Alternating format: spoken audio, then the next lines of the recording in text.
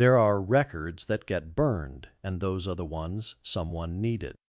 In the 1,880 seconds, the Ohio River Valley was full of mounds built by hands no one alive remembered, and the men who opened them wrote down what they found in newspapers that still exist today. Skeletons measured at 8 feet, 9 feet, 12 feet, printed week after week across the valley. Then the bones started disappearing from the record.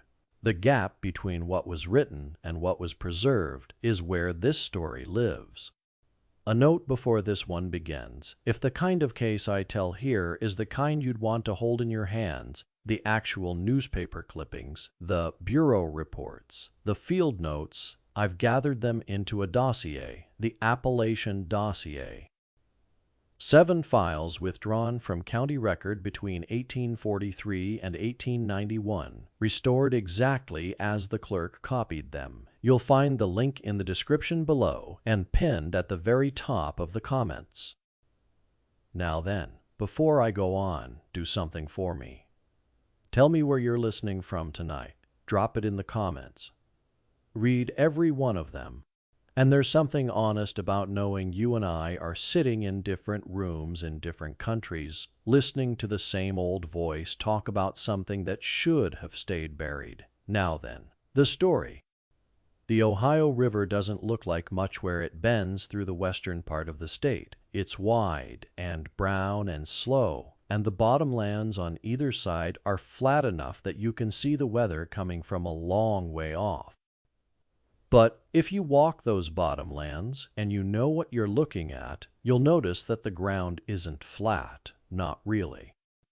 There are long, low rises that don't belong to the river, and don't belong to the glaciers, and don't belong to anything erosion would build. They're too regular. They're too placed. A farmer who'd been working a field for 30 years would know the difference between a natural swell in the earth and something that was put there, the way you'd know the difference between a stone the creek rolled smooth and a stone someone carved. There are more than 70 of these mounds in Ohio alone. Some are conical, round and steep like a breast of earth, and some are long ridgelines that run for hundreds of feet. The Miamisburg Mound, down near Dayton, is one of the 2 largest conical mounds in eastern North America, and it stands 60-some feet above the tree line if you see it from the road. The Great Serpent Mound in Adams County is 1,348 feet long, an effigy of a serpent with a curved body and an oval at its mouth, built on a ridge overlooking a creek. You can walk its spine. People do. They walk it, and they feel the shape of the thing under their feet, and they don't say much about it after because there isn't much to say that the shape doesn't already say. The Adena people built the conical mounds, and the Hopewell tradition built the larger earthworks, and they did it over hundreds and hundreds of years, starting more than 2,000 years ago. They had no written language that survived. They left no letters, no dispatches, no parish registers. They left the earth. They left copper beads and stone tablets, and mica cut into shapes that catch the light wrong. And they left bones. The Newark earthworks over in Licking County are among the largest geometric enclosures anywhere on the planet, and they were built by people who had no metal tools and no beasts of burden and no system of writing that we can read. They laid out circles and octagons and long parallel walls that track the moon's rising and setting, and they did it with baskets of dirt and their bare hands and a knowledge of the sky that we still haven't fully explained. You can walk the Newark earthworks today and stand inside a wall that's taller than a man and feel the geometry of the place press against your sense of what was possible in the year 0, and the people who built it left no record of why. I want you to understand something about those bones before we go any further. They weren't rare, the mounds were full of them. A single mound might hold one body, or it might hold 40. arranged in layers, some flexed, some extended, some with goods, and some without. When a farmer's plow hit one, he knew what it was, because everyone in the valley knew what the mounds held. The bones came up out of the dark earth, and they were old, and they were light, and they were human, and that was the beginning of the story, not the end of it. The valley in the 1,880 seconds was a working country. It was farms and timber and railroad towns and river traffic, and the mound sat in the middle of it like older neighbors who'd been there before anyone alive and would be there after, and most people walked past them every day without thinking about what was inside. But some people thought about it. Some people thought about it the way a man thinks about a locked door in a house he's lived in for years, and eventually they got the shovels. The 1,880 seconds were the loudest years for the mounds. That was the decade when the digging was at its peak, when the papers were at their hungriest, and when the Ohio Valley was full of men who had decided that the ground owed them an answer. The men who opened the mounds weren't archaeologists. I want you to sit with that for a moment, because it matters more than anything else in this story. They were farmers and doctors and ministers and land agents and railroad men, and they came at the earth with shovels and picks and a kind of hunger that had nothing to do with science. They dug on Saturdays mostly. A group would gather on someone's farm where a mound sat in a field or on a ridge, and they'd cut a trench into the side of it the way you'd cut into a loaf of bread, and they'd pull out what was inside. Copper beads and stone pipes and bone needles and skeletons, always skeletons, because that was what the mounds were for. The Smithsonian Institution had a hand in this, and I want to be clear about what that hand looked like. The Bureau of Ethnology, which operated under the Smithsonian, had been studying the mounds for years, and they actively encouraged the men doing the digging to send what they found to Washington. They wanted the bones. They wanted the artifacts. They wanted the records. And the men in the valley were happy to send them sometimes, or happy to say they had, because the name of the Smithsonian carried a weight that a county clerk's office didn't. Here is how a dig worked. A man would find a mound on his land, or he'd hear about one on a neighbor's, and he'd gather 3 or 4 others, and they'd spend an afternoon pulling it apart. When they found bones, they'd measure them the way men measured things in the 1,880 seconds, which is to say they'd hold a femur up against their own thigh, or lay a skull in the palm of a hand and guess at the size of the man who'd worn it.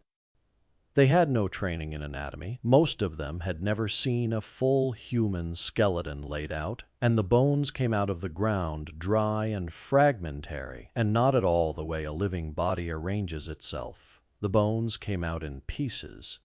That's the part that gets lost when you read the newspaper accounts, because the papers printed heights and measurements as if the skeleton had come out of the ground intact, laid out flat, easy to read with a tape.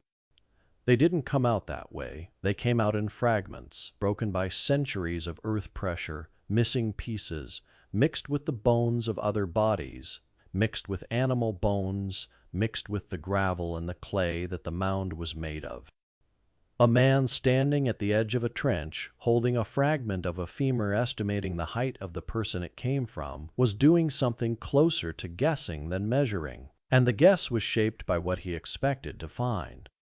And then they'd write it down. They'd write it down for the local paper, because the local paper wanted it, and because the penny press had created a market for the strange and the lost that was deeper than anyone expected. Cheap newspapers, hungry for copy, printing reports of excavations as straight news, week after week. That was the culture. That was the season. And 1886 was right in the middle of it, with the digging at its loudest and the papers printing everything that came out of the ground. A story would start in one small town paper and spread to the next, and the next would print it with minor changes, a foot added here, a detail sharpened there, until the account that reached the city papers bore only a family resemblance to what the first man had actually pulled out of the dirt. That's how it worked, you understand. The distance between the dig and the print was where the bones grew. I have read the newspaper accounts. I want you to understand what I mean when I say that, because it's easy to hear it as a figure of speech, and it isn't one. These articles exist. They're on microfilm rolls in state archives and in digital databases that anyone with a library card can search. The ink is real. The paper is real. The men who wrote them believed they were reporting what happened, and the papers that printed them believed they were printing news. There are hundreds of them, not dozens, hundreds. They run from the 1,840 seconds through the early 1,900 seconds, and they come from every part of the country where there were mounds, which is most of the country east of the Mississippi. But the Ohio Valley accounts are the densest, and they're the ones I keep coming back to, because Ohio had more mounds than anywhere, and more men digging into them, and more papers printing what they found. In August of 1902, the Newark Advocate printed a story from Bowling Green, Ohio, about a man named W.M. Jones, who was excavating for sand on the Charles Whitmer farm. He found a skeleton in a sitting posture, and when the bones were laid out horizontal, the height was over 8 feet. The head was 12 inches across. The paper printed it as fact, with the headline, "Giant Skeleton Found in Bed of Sand. In northwestern Ohio, man was 8 feet high." And they noted that further excavations would be made to see if other graves could be found. In August of 1883, the Indianapolis Journal reported that a 9-foot skeleton had been discovered. A doctor named M.M. Adams went to look at it, and what he found wasn't a giant. He measured the bones himself, and the person wasn't above 5 feet 8 inches in height. He called it a giant fraud, and he declared it in print, and the paper had to correct what it had already told its readers. And in 1845, a massive skeleton was unearthed in Tennessee, and it didn't just get printed, it toured the state.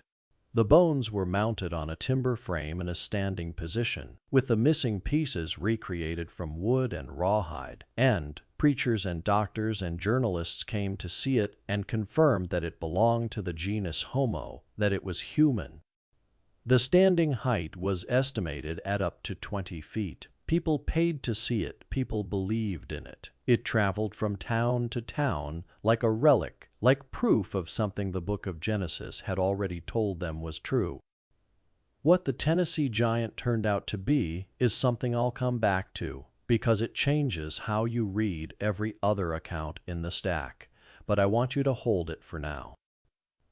Hold the image of a reconstructed skeleton mounted on a timber frame, standing in a town square, confirmed by doctors, and hold the question of what it actually was.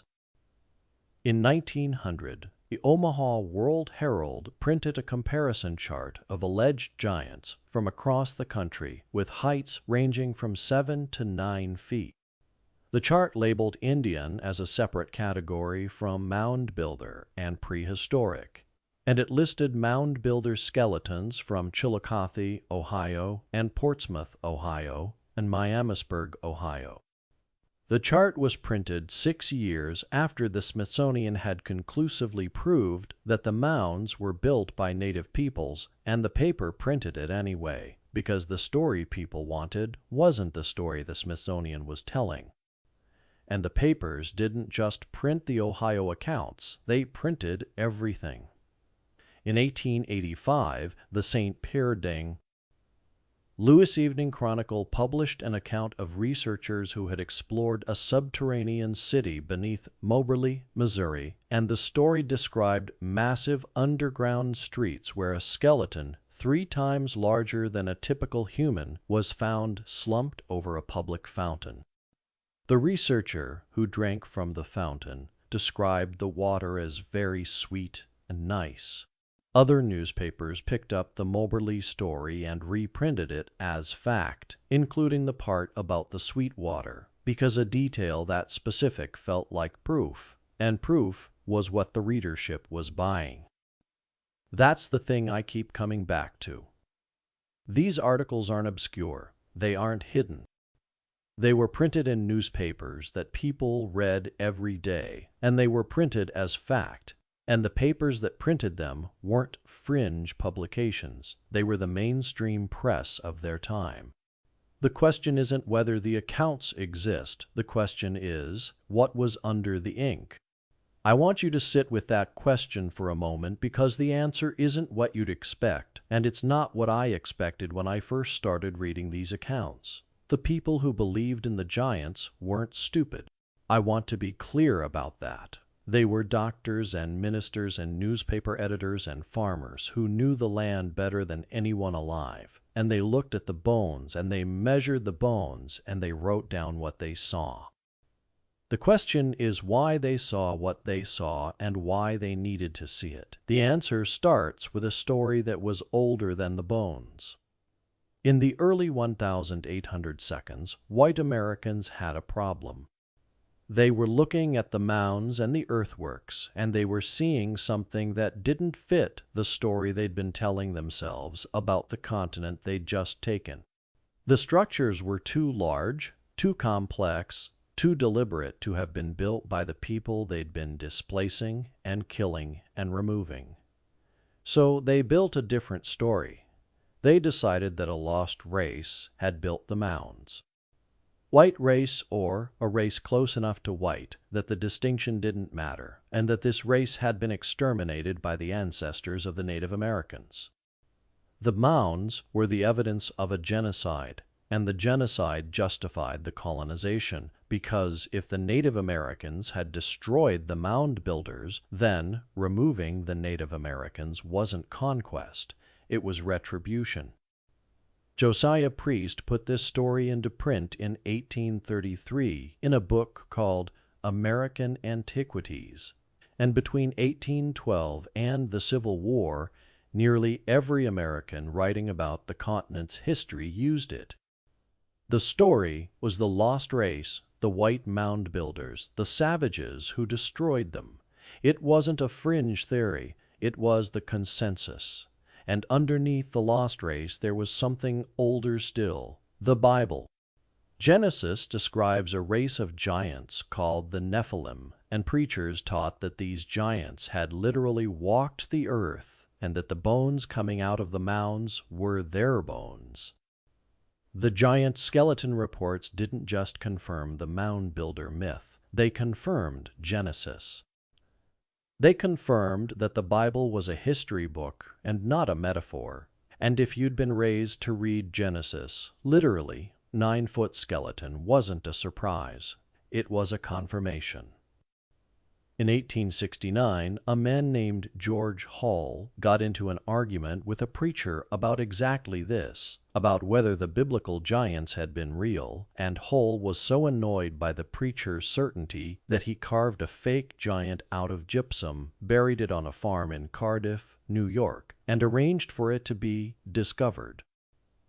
The Cardiff giant became a sensation. People paid to see it. Scientists declared it a fraud, but the public didn't care because the public needed it to be real. P.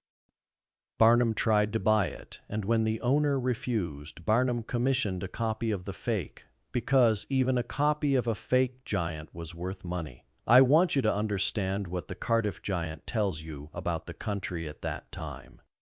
A man carved a statue out of gypsum, buried it, dug it up, and thousands of people came to see it, and many of them went home certain that they had looked at the petrified body of a man from before the flood.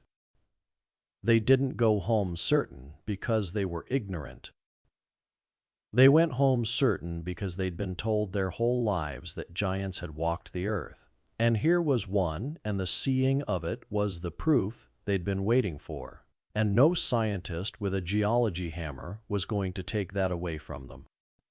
That's how it works, you understand. The belief comes first. The evidence comes after. The bones were the proof, but the story was the engine, and the story wasn't about giants. The story was about who had the right to the land, and who had built the things on it, and whether the people being removed from it had ever deserved to be there. I'm not telling you the newspaper accounts were lies. I'm telling you they were written by men who already knew what they expected to find. And who found it? Let me take you back to the Tennessee giant. The one that toured the state in 1845, mounted on a timber frame standing up to 20 feet tall, confirmed by doctors and preachers as human. When it reached New Orleans, a medical doctor named William Carpenter examined it. He looked at the bones the way a man looks at bones when he knows what bones are, and what he found wasn't a giant. It was a young mastodon. The bones weren't human. They'd never been human. The man who had been exhibiting it when Carpenter told him what it was packed it up. He stopped calling it a giant. He stopped charging admission. But the belief didn't stop. Other giants kept being unearthed in other towns, in other mounds, and the Tennessee giant was forgotten while the pattern it was part of kept going. Are you still with me? Good. Because this is where the story turns, and I want you to see it turn. The ground in the Ohio Valley is full of bones that aren't human. It's been full of them for thousands of years. Mastodons lived in the valley, and their bones are enormous, and when a farmer digs into a mound and finds a femur that's twice the length of his own, he doesn't think mastodon. He thinks giant, because that's the word he came to the mound with.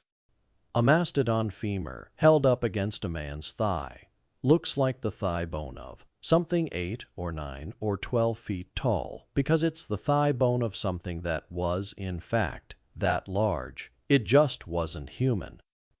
In 1934, a man named Alesh Hrdlicka, who was the curator of anthropology at the Smithsonian Institution, called this the most common mistake. He explained that people were fooled by the femur because they didn't know human anatomy, and they didn't know that the head of the femur inserts into the pelvic socket and doesn't extend outward. They measured the full bone as if it were all leg, and they added inches that weren't there, and the man who'd been 5'8" became 8 feet in the newspaper. He noted the reports came in 2 or 3 times a month.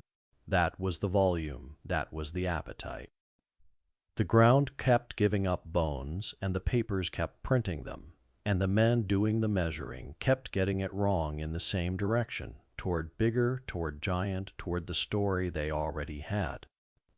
In 1984, an anthropologist named Shiloh Brooks examined a collection of Native American skeletons unearthed in Nevada in the early 1900 seconds by a man named John Reed. Reed had claimed one of the skeletons measured 9 feet 6 inches. He'd estimated the heights by holding the femurs against his own thigh. Brooks measured the bones properly, and the tallest skeleton in the entire collection was 5 feet 11 inches.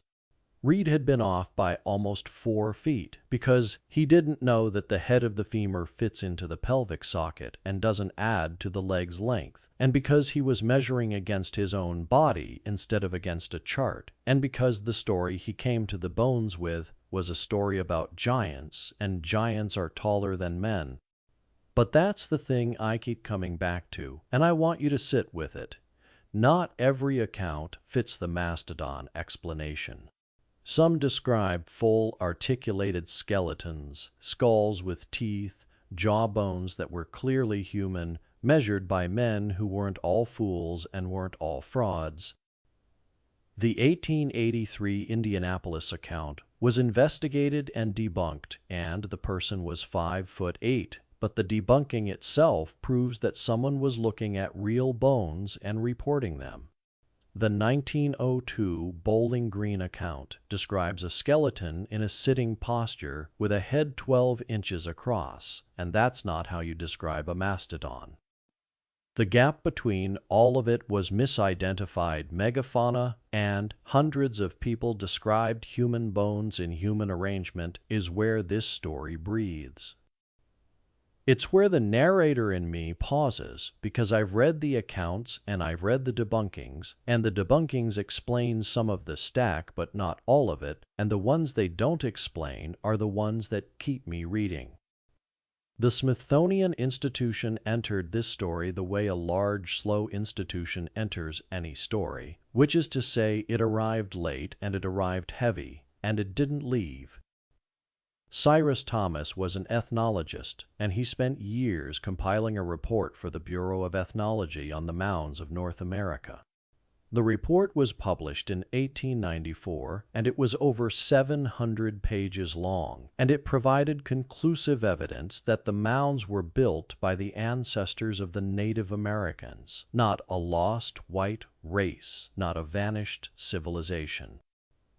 Native peoples, building earthworks over hundreds and hundreds of years, the same peoples whose descendants were being removed from the land while the report was being written. Thomas didn't do the field work himself.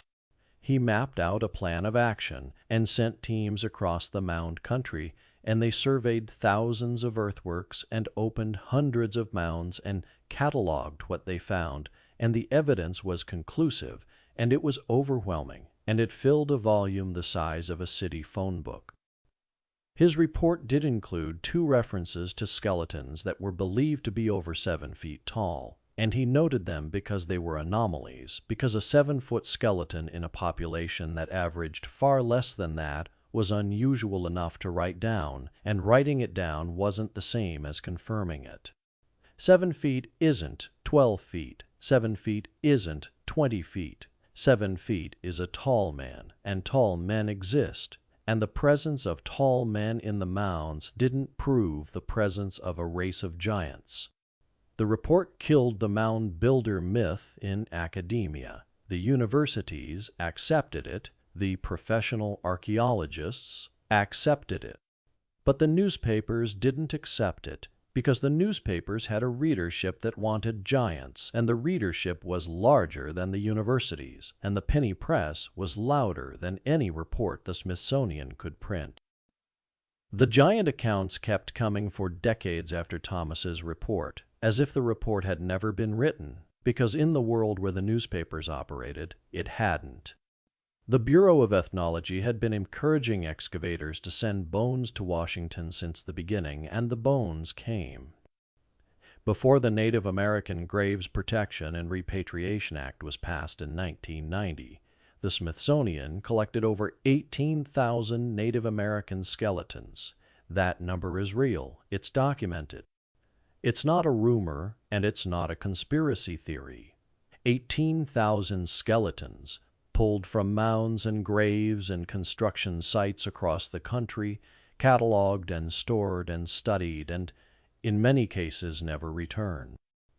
And the newspapers invoked the Smithsonian's name constantly because the name added weight.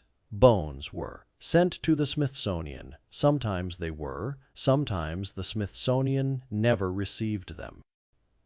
Sometimes the bones went to a local doctor's office and stayed there and were lost when the doctor died. Sometimes no one knows where they went, because the record-keeping of the 1,880 seconds wasn't the record-keeping of today, and bones that were pulled from a mound on a Saturday afternoon by a farmer and a minister didn't always come with a chain of custody.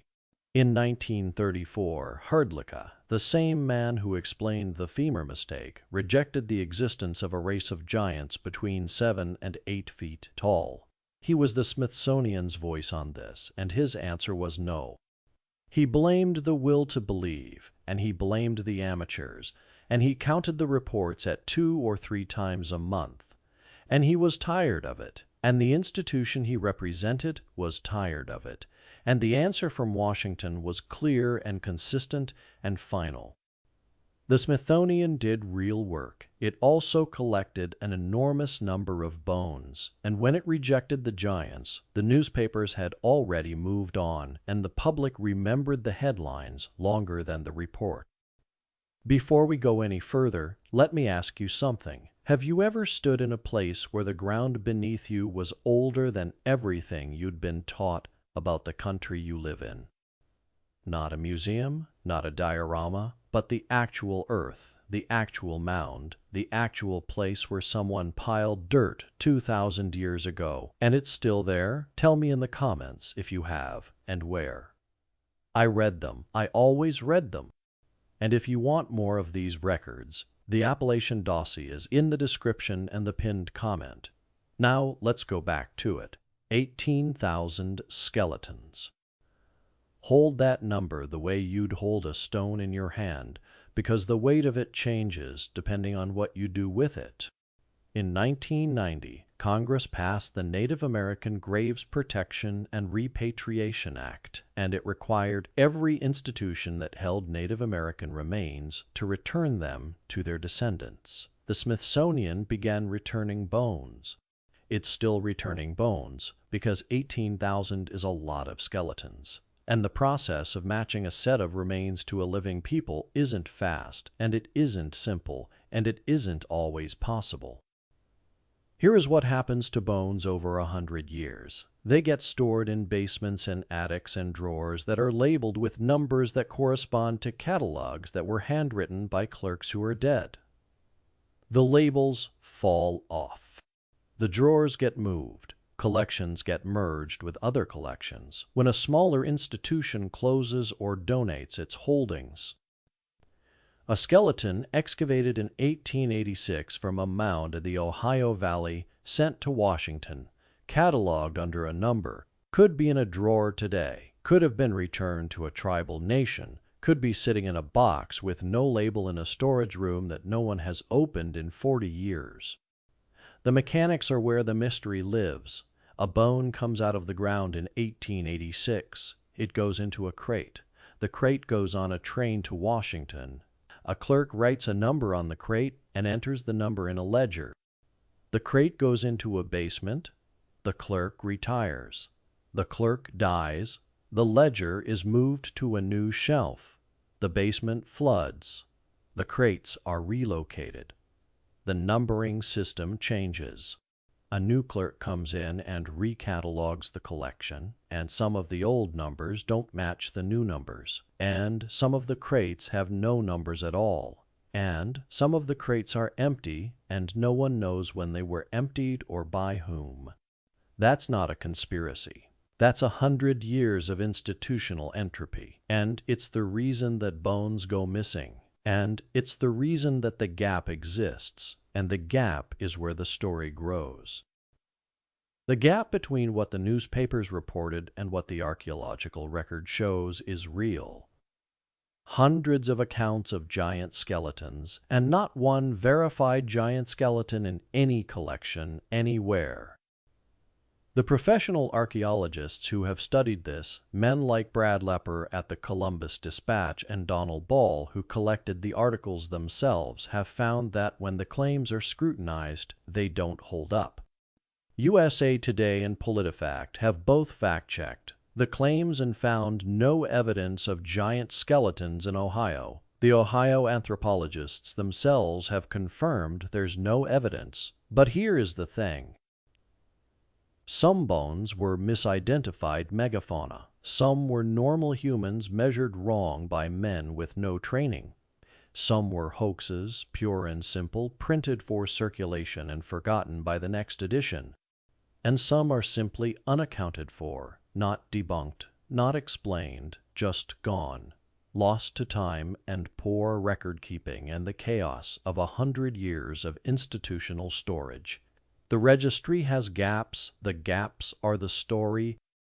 That's the thing I keep coming back to. The difference between the Smithsonian hid them and no one knows where they went is a difference that matters in a courtroom and doesn't matter much in the dark. If the bones are gone, and no one can say where, the question of whether they were hidden or lost is a question about intent, and intent is the hardest thing to prove, especially when the people who might have had it are dead. And into that space, the space where intent can't be proven and the bones can't be found, something else moved in, something that didn't need evidence because it had something better. It had a story. In 2014, a story appeared online that claimed the United States Supreme Court had forced the Smithsonian Institution to release classified papers proving it had destroyed thousands of giant skeletons in the early 1900s. The story claimed an organization called the American Institution of Alternative Archaeology had sued the Smithsonian, and that whistleblowers had come forward, and that documents had been declassified, and that the truth was finally coming out. None of it was real, not a word of it. The story came from a website called World News Daily Report, which was a satirical site and which had a disclaimer page that stated explicitly that all of its articles were fiction and that any resemblance to the truth was coincidental. The American Institution of Alternative Archaeology doesn't exist. Searches for it lead back to the article itself and nowhere else. There was no Supreme Court case. There were no classified papers because the American Classified Document System didn't exist in the early 1900s in the way the story described. The images attached to the article had been on the internet since 2008, and they'd been traced to Turkey, not Ohio. One of the images showed a man named Edouard Beaupré, a French-Canadian who had gigantism, and who stood over 7 feet tall, and who had been a sideshow celebrity before he died in 1904. His existence wasn't a secret. His bones weren't classified. But his photograph, stripped of its context and attached to a story about the Smithsonian, looked like proof. And proof was what the story was selling. Reuters investigated. The Associated Press investigated. Snopes investigated. A spokesperson for the Smithsonian confirmed that the story wasn't true. National Geographic had been fighting the same hoax in different forms since 2002. But that's what matters, and it's the part that gets missed. The story didn't need to be true to be believed. It landed on top of decades of existing belief. People had been saying the Smithsonian hid the giants since long before the internet existed, since before World News Daily Report was a website, since before there was a World Wide Web to put it on. The satirical article didn't create the conspiracy theory. It gave the old rumor a new body. The way a revival preacher gives an old sermon a new suit. The belief persisted because the gaps persisted. The bones that were reported and never verified. The skeletons that were sent to Washington and never seen again. The 18,000 remains that sat in drawers for a century before anyone started giving them back. When the institution says the giants weren't real, and the institution also has a basement full of bones it can't fully account for, the gap between those two facts is where the conspiracy lives, and the conspiracy is comfortable there, because the gap is real even when the conspiracy isn't. I'm not telling you the Smithsonian covered anything up. I'm not telling you they didn't. I'm telling you that the cover-up story is a myth, built on a mystery built on a gap. And the gap is real, and the mystery is real, and the myth is the part that doesn't hold up, but it's also the part that spreads the fastest, because a myth is simpler than a gap, and people prefer simple things to honest ones. Let me give you my accounting, such as it is. Hundreds of newspaper accounts, real ink on real paper, printed in real papers across the Ohio Valley and beyond. A mound builder myth that served a political purpose and a biblical one, giving a young country a story about who built the land and who deserved to keep it.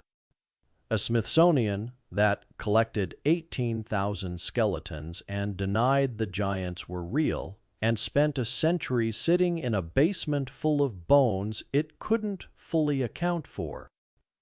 A satirical story from 2014 that became a conspiracy theory because the ground underneath it was already soft, and bones somewhere in drawers or in the ground or returned to the descendants of the people who built the mounds or lost or gone. I'm not going to tell you the giants were real. I'm not going to tell you they weren't. I've read the accounts and I've read the debunkings, and the debunkings explain most of the stack, and most isn't all. And the part they don't explain is the part I can't close. The record has gaps. The gaps are old. People have been filling them with what they need for nearly 200 years, and they'll keep filling them, because that's what people do with gaps. The Adena and the Hopewell built the mounds. That's settled. What was inside them is less settled than the institutions would like, and more settled than the believers would like. The land holds what it holds. The registry has what it has. And the rest is silence, or it's a story someone wrote down in a small-town newspaper in the 1,880 seconds and never followed up on, and the paper is still there, and the ink is still there, and the bones aren't. The mounds are still in Ohio. You can drive to them.